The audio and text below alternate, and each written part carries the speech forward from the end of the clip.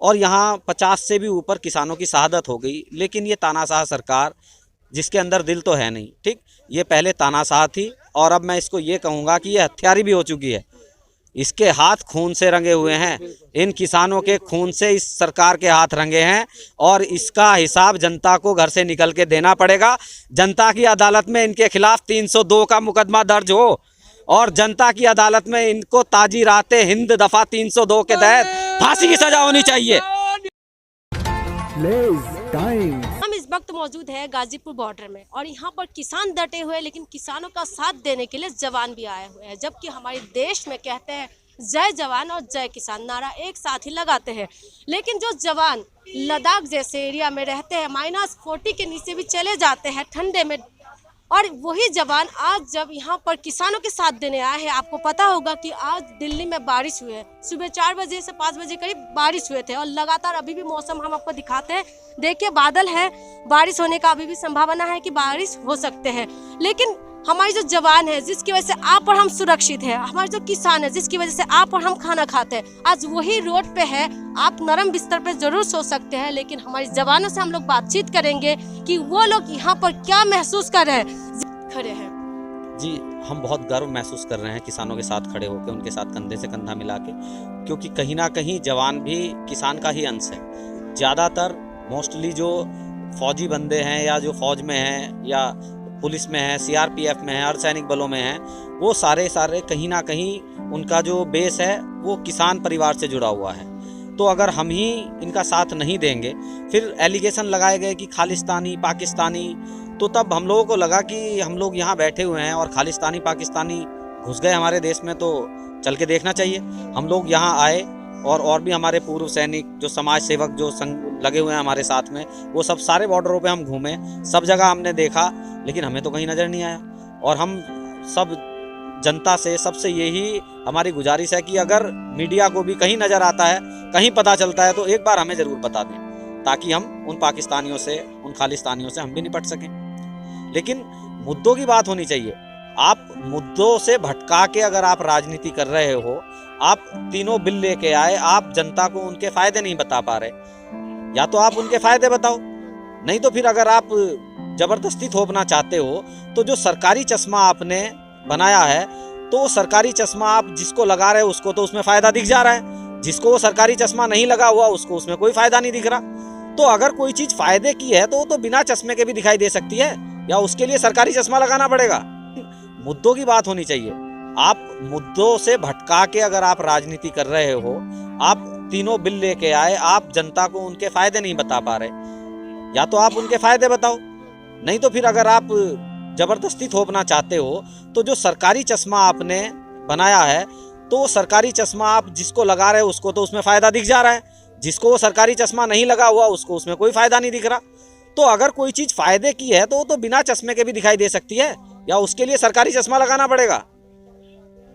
Sir, जिस तरीके से आपने बताया कि खालिस्तानी पाकिस्तानी इस तरीके के आरोप लग रहे हैं, जब वही लोग जब बॉर्डर में रहते हैं तब तो बहुत बड़ा देशभक्त होता है, जब यहाँ पर आ जाते हैं तो वो उनका बेटा, आज उन्हीं की माँ बाप यहाँ पर है, तो वो उन लोगों को खालिस्तानी पाकिस्तानी कहते हैं।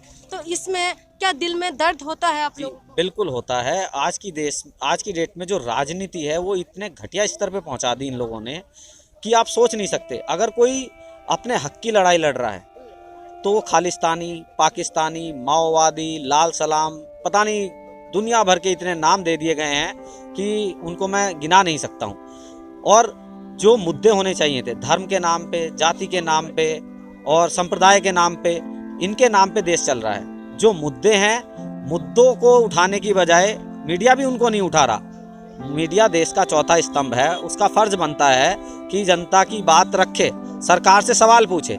लेकिन आज हम देखते हैं, अगर हम डिबेट देखते हैं, चैनल देखते हैं, तो जो उसमें एंकर हैं, जो एडिटर हैं, वो एंकर कम बीजेपी के प्रवक्ता ज़्यादा नजर आते हैं।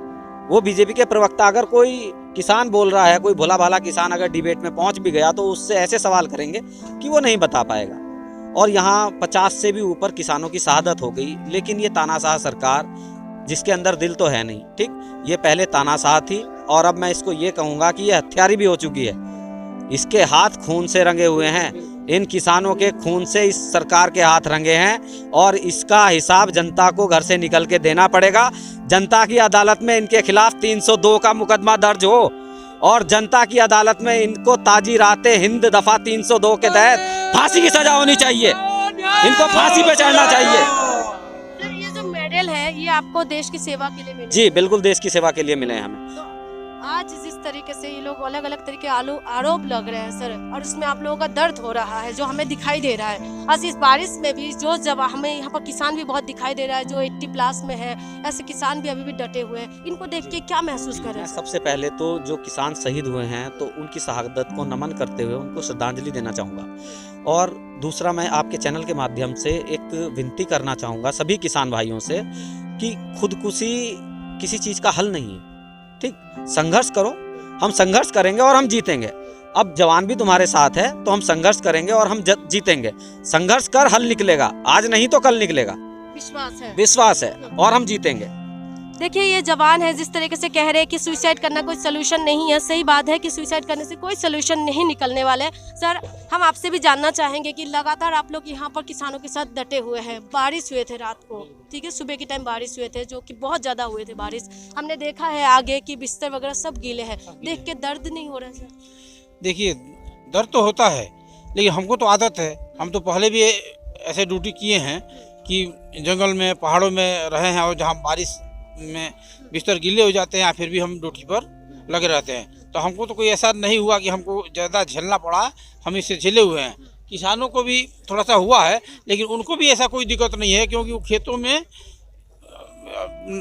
हल में नहाए हुए हैं और धान में लेवड़ा लिए हुए हैं, तो उनको भी ऐसा महसूस नहीं है। वो भी बोल रहे थे हम तो ऐसे बहुत खेले हुए हैं, धान के खेत में हम लेवड़ा लिए हैं तो कुछ भी नहीं है।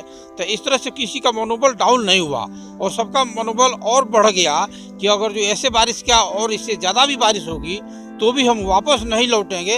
अपने 3 बिल वापस लौटाने के बाद ही हम लौटेंगे वापस। लगातार बातचीत चल रहा है लेकिन लगातार बातचीत होने के बाद भी कोई भी सोल्यूशन दिखाई नहीं दे रहा है सर, इसमें क्या कहेंगे? कल फिर से बातचीत होने वाला है। देखिए, सोल्यूशन दिखाई देगा, अभी तत्काल में दिखाई इसलिए नहीं दे रहा है कि उनके अंडर में वो नहीं है कि अपना डिसीजन दे दें।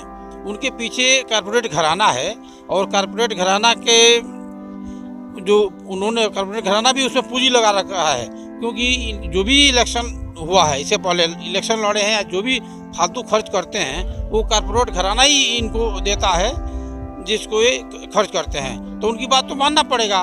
तो उससे बिना पूछे कोई भी काम कर नहीं सकते।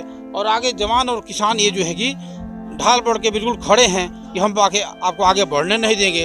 तो वो न आगे बढ़ पा रहे हैं न पीछे जा रहे हैं। उनको डिसीजन लेना पड़ेगा लेकिन लास्ट में सत्य की तरफ ही उनको आना पड़ेगा और जवान और किसान की जीत होगी और उनको अपना ये 3 बिल वापस लेना ही पड़ेगा। और नहीं लेते हैं तो 26 जनवरी को हम तो पहुंच ही रहे हैं दिल्ली में। अच्छा, 26 तारीख को पहुंचेंगे? हाँ, कैसे बिल्कुल, पहुंचेंगे बिल्कुल। सर? आगे तो बैरियर लगा के पुलिस खड़े रहते। कोई बात नहीं, बैरियर तो लगा हुआ है और बाकी जो दूर दूर हमारे जो रुके हुए हैं जैसे कि राजस्थान हरियाणा बॉर्डर के वो सारे दिल्ली के नज़दीक आ रहे हैं और जितने दूर वाले हैं सारे दिल्ली बॉर्डर पर आ जाएंगे। और 26 तारीख का हमारा बिल्कुल प्लान है और हम हथियार लेके नहीं जाएंगे, डंडा लेके भी नहीं जाएंगे, खाली हाथ जाएंगे। और सबसे आगे पूर्व सैनिक होंगे, पूर्व सैनिक के पीछे जवान के पीछे ही किसान, मजदूर और आम जनता होगी। और हम जाएंगे, जिनकी उनकी ताकत हो, जितना भी हथियार होगा वो चलवा लेंगे। हम कुछ नहीं करेंगे लेकिन ये जाएंगे। बहुत बड़ी बात है कि जो जवान हमारे देश की सुरक्षा के लिए सीमाओं पे डटे हुए थे, आज वही जवान यहाँ पर आके डटे हुए हैं। ये बहुत एक दुख की भी बात है। हमारे जिस देश को आज़ाद होते हुए इतना साल हो गए लेकिन उसके बावजूद भी इसमें इस तरीके की माहौल हमें देखने के लिए मिल रहे हैं। सर, आपने यहाँ पर वर्दी में लिखा हुआ है कि आई लव किसान। आप जवान है सर, ये मेडल देश के लिए लड़ते हुए किसी न किसी चीज़ों के लिए मिला होगा। मैं सबसे पहले जानना चाहूँगी किस चीज़ों के लिए मिला था? जी, ये हर टाइप की जो फील्ड होती है, पहाड़ी इलाके में, बर्फ़ के इलाके में, राजस्थान के रेत में, जंगलों में अति विशिष्ट कार्य करने के बाद में ये मेडल दिए जाते हैं। इतना अच्छा काम करने के बाद आप हम तीनों जना के उसमें मेडल लगे हुए हैं, ठीक है, गर्व की बात है। मुझे यहाँ खड़े होकर मुझे खुद गर्व महसूस हो रहे हैं। लेकिन एक दुख ये लग रहा है कि किसान, हमारे जो किसान हैं और जवान हैं, दोनों आज रोड पे है। तो क्या महसूस कर रहे हैं? बारिश भी थे, पूरा बिस्तर गीले हो गए, किसानों का सोने के लिए कितना तकलीफ हो रहा होगा, क्या लग रहा है आपको? जी बोलते हैं विनाश काले विपरीत बुद्धि। अभी मोदी जी ने राष्ट्रवाद के नाम पर देश का बेवकूफ़ बनाया और देशवासियों ने भी भरोसा किया इनके ऊपर, लेकिन इन्होंने पहले तो जवान की पेंशन बंद कर दी। अभी जो आने वाली रिक्रूटमेंट होगी उसमें प्रस्ताव ये लेके आए हैं, ड्राफ्ट तैयार कर लिया है इन्होंने, तो उसमें पेंशन बंद है। उसके बाद हमारा जो कैंटीन का था, कैंटीन में भी काफ़ी कटौती कर दी है। पेंशन वही बंद है जो 2004 के बाद ही बंद हुआ है। जी जी जी। उसके बाद सहायक प्रथा भी चल रही है फौज के अंदर, और भी बहुत सी अफसरशाही चल रही है। तो टोटल ओवरऑल मिलाकर जवान और किसान आज की डेट में परेशान हो चुका है, हद हो चुकी है परेशानी की। देश का मजदूर भी रोड के ऊपर है, देश के अंदर बेरोजगारी है। ये लगातार योजनाएं लेके आते हैं, टीवी में दिखाते हैं, चार और बवंडर बाजी करने वाले लोग बैठ जाते हैं, गोदी मीडिया, और जिनके ऊपर हम पहले विश्वास करते थे। बाबा रामदेव के ऊपर भी हमने विश्वास किया, चलो देश को आगे बढ़ा रहे हैं। लेकिन ये सारे के सारे कच्छाधारी गैंग जो आरएसएस है, ये सभी चंबल घाटी के गुंडे हैं। इनको अभी हम इनका ऐसा इलाज करने वाले हैं कि 2024 में इनको बाहर निकाल के वोट की चोट करेंगे। पहले इनके ऊपर वोट की चोट करने के बाद में इनको जेल के अंदर डाल के फिर इनसे हिसाब किताब ये लिया जाएगा कि इन्होंने इस पूरे कार्यकाल में क्या क्या किया और इनके रिश्तेदारों ने क्या क्या इन्होंने अपने, कौन इनके कार्यकर्ता थे, इनकी कॉल डिटेल्स, कौन इनके रिश्तेदार थे, किसके बच्चे कहाँ विदेश में पढ़ रहे हैं। अभी आज की डेट में 9,000 करोड़ रुपया अमित शाह का जो लड़का है उसकी प्रॉपर्टी है। उसके बाद 22-23 शुगर मिल हैं, स्टील की फैक्ट्री अलग से है। ये ऐसा हमारे देश का जितना भी जो पैसा है वो सारा का सारा 95% 25 लोगों के पास में ही जमा होकर रह गया हो, और आज पूरा देश रोड के ऊपर उतरने को मजबूर है। मैं मोदी जी से कहना चाहूँगा कि अभी आपके हाथ में फुल समर्थन की सरकार है। आप जो कारपोरेट घरानों से अपेक्षा मत रखिए, आपको जनता ने बनाया है। आप अपनी फौज पूरी की पूरी, जितने भी आपके कार्यकर्ता हैं गांवों में भेजिए और वहां से असली डाटा कलेक्शन कीजिए। आपको पता लगेगा कि जनता आपके कितना विरोध में है, कितना आपके साथ में है। आप आंकड़ों पर मत जाइए, आप ये जिम्मेवारी हमारे को दे दीजिए, पूर्व सैनिकों को। 39 लाख को हम रिप्रेजेंट करते हैं, पूर्व सैनिकों को। हम आपको सही जानकारी देंगे देश के अंदर बेरोजगारी कितनी है। अगर आप जी। एक सवाल मुझे ये है कि जिस तरीके से यहाँ पर कोई भी आ सकते, कोई भी जा सकते, ठीक है, आगे कोई चेकिंग वगैरह कुछ नहीं होता। अगर कुछ अलग टाइप की जैसे लोग अगर आके आप लोगों के बीच में कुछ भी कर सकते, तो उसके लिए कुछ सुरक्षा व्यवस्था को लेके कुछ आप लोगों के पास में है कि आप लोग सुरक्षा किस तरीके से देते हैं, कि इस तरह की गतिविधि आप लोगों के ध्यान में रखें? जी देखो, नंबर 1 सुरक्षा की जहाँ तक बात है, हमारी फौज सिविल ड्रेस में यहाँ पे घूम रही है और आपको भी नहीं पता लगेगा कि आपको नोटिस कर लिया है। और वो बंदे यहाँ पे घूम रहे हैं आर्मी के, जो पाकिस्तान में ड्यूटी करके आए हैं, खुफिया एजेंसी जिसको बोलते हैं।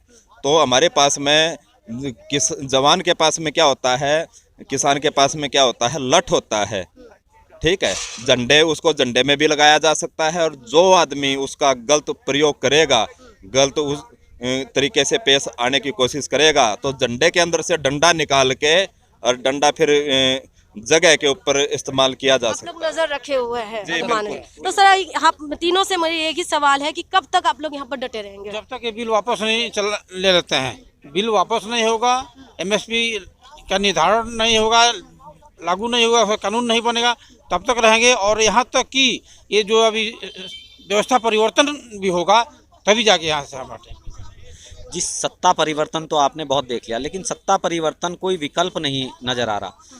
जो पहले सत्ता थी वो बपौतियों की सरकार थी, अब की बार हमने सरकार पनौतियों को दे दी, तो हमने कुछ ज़्यादा समझदारी नहीं दिखाई। देश की जनता ने कि कुछ ज़्यादा समझदारी नहीं दिखाई, क्योंकि कोई ऑप्शन नहीं था। इस तरह से रिप्रेजेंटेड किया गया मोदी जी को कि एक विकल्प तुम्हारे पास यही बचता है। जनता ने भरोसा किया, लेकिन इन्होंने जाति, धर्म, संप्रदाय, इसके आधार पे राजनीति की।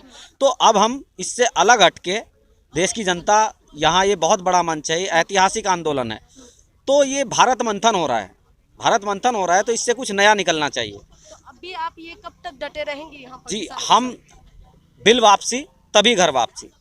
सर आपका भी यही कहना है? जी बिल्कुल, बिल वापसी तभी होगी घर वापसी।